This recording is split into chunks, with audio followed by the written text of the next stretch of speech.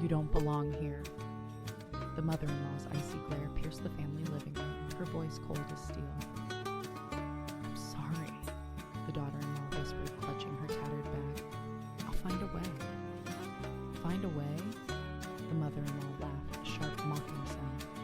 You're nothing without your husband. Pathetic. The daughter-in-law's heart sank. Unable to defend herself, she turned and walked out. The door clicked shut behind her, echoing her defeat. She recalled a small, cluttered kitchen where she had cooked, her hands busy, while her husband's smile, once full of love, now felt overshadowed by his mother's looming presence. Days spent cleaning and serving, under the relentless watch of a critic had worn her down. Now sitting on the curb, tears spilled as her dreams slipped away. She had sacrificed herself, but it had never been enough. The weight of her mother-in-law's disdain crushed her spirit.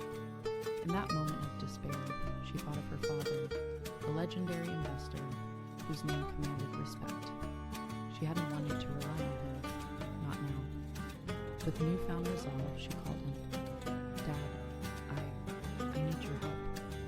At the gala hosted by the mother-in-law's bank, the chandelier shimmered above as the elite mingled, laughter echoing around.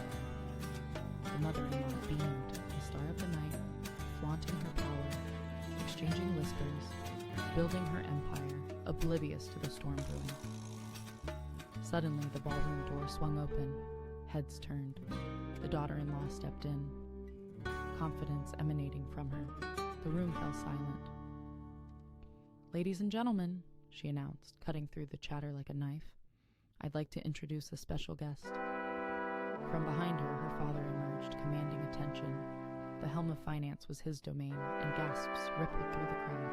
The mother-in-law's face paled. Your bank just lost its biggest account, he stated, locking eyes with his daughter. My daughter deserves to be treated with respect. The mother-in-law's mouth opened, but no words came, the very air crackling with tension as her bubble of prestige shattered. You thought you could push her away, he continued, voice steady. You will learn how wrong you were. Was that the woman they had turned into a pariah? It wasn't the daughter-in-law forced out, but the tyrant in the designer dress. The tension hung heavy in the air.